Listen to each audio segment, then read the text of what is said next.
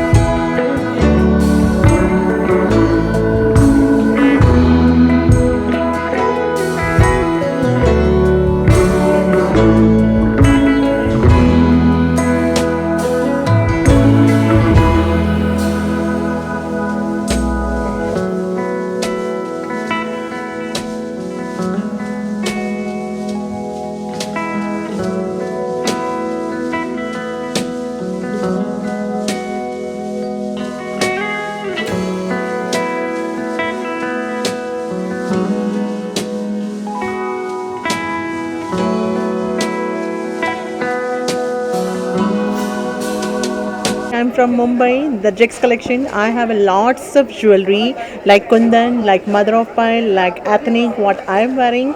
Different concept I have. So please visit to my stall from Mumbai. Thank you. Kavitha Reddy boutique మాది. మేము హైదరాబాద్ నుంచి వచ్చాము.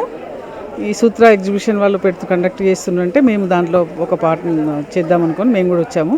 మా దగ్గర గద్వాల్ పట్టు, కంచి పట్టు, ప్యూర్ అది జరీకోట, తర్వాత మళ్ళీ మా దగ్గర ఉన్నది బనారస్ పట్టు, cotton Kota, cotton fancy sarees, organza sarees, మళ్ళీ ఇది టస్సర్ శారీసు, అన్ని రకాల శారీసు మేము అమ్ముతామండి. దాదాపు ప్యూర్ క్వాలిటీ, మంచి క్వాలిటీ అమ్ముతాం. మేము సూత్ర హైదరాబాద్, నవాటెల్లో కూడా వీళ్ళ ద్వారా పెట్టాము, షేర్ చేసుకున్నాం వీళ్ళతోటి.